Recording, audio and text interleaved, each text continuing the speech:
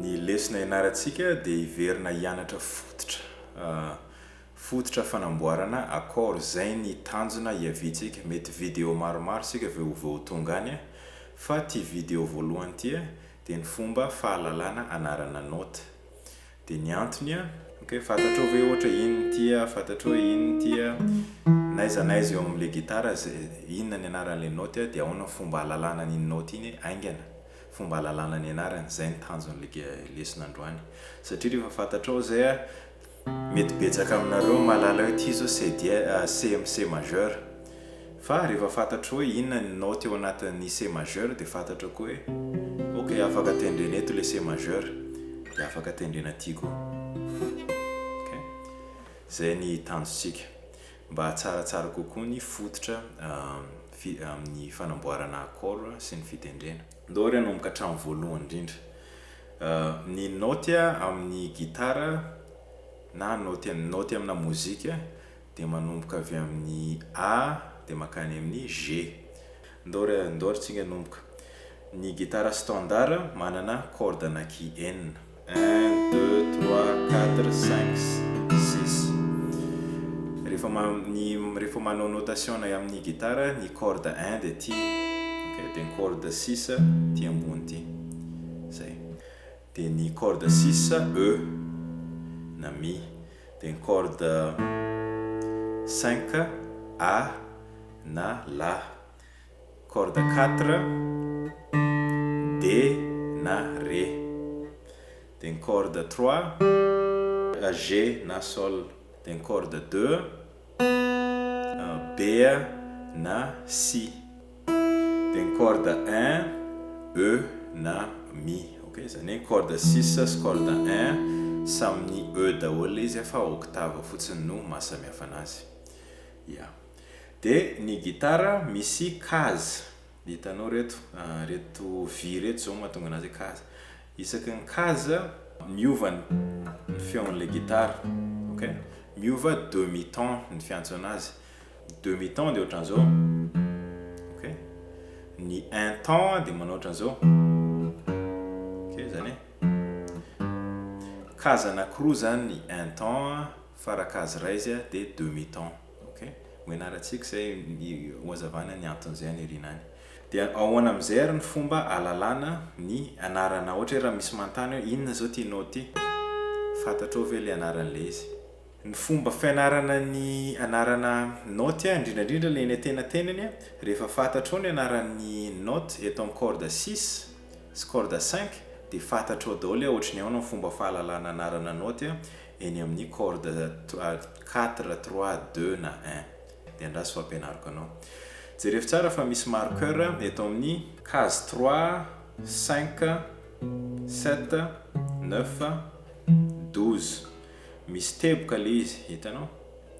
Dia eo amin'ny corde azafady eo amin'ny case 12 matetika misy teboka anankiroa. Rehefa fantatrao ny anarana an'le note eo amin'ireo case 3 dia fantatrao daholo ny anaran'le note eny amin'ny tena-tenany eny.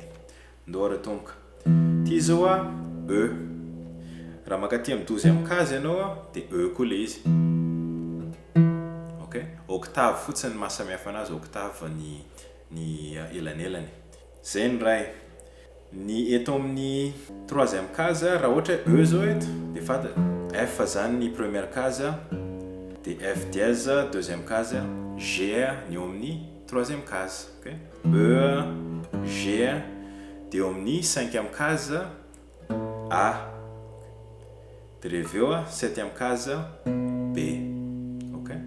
Zay ny mila tadidinao amin'ny corde 6.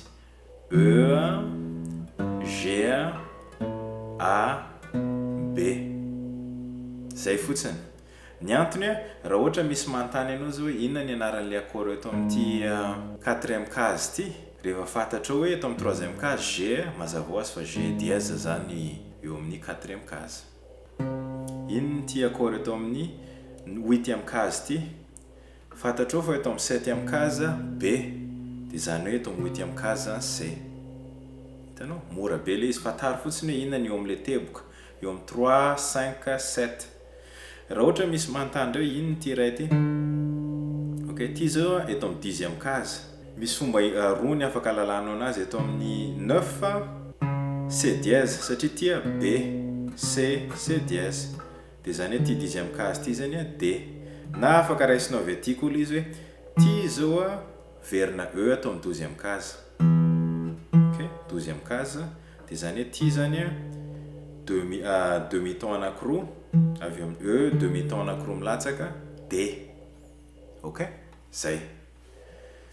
Dia rehefa hainao fomba fitendre inona ny note eto amin'ny corde 6 dia mazava ho azy fa fantatro koa fomba fitendrena note eo amin'ny corde 1 satria corde 1 sy corde 6 mitovy ny note. Ok, tia A, ty koa zao A, mitovy octave fotsiny mahasamihafa anazy.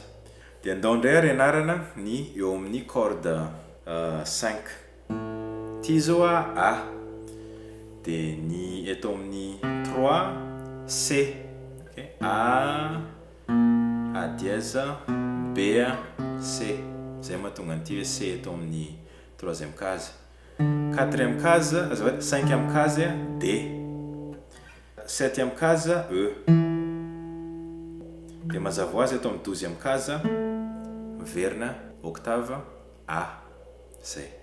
Dia rehefa fantatrao zay dia fantatrao daholo ny akamin'ny note rehetrarehetra eo amin'ny 5e corde satria raha ohatra manontany inona ty zao eto amin'ny 8e case ianao fantatra fa eto amin'ny 7e case E efa nianarantsika teo zay sorata ilay izy raha ohatra ka hoe tsy tadidinao raha ty zany E tia F.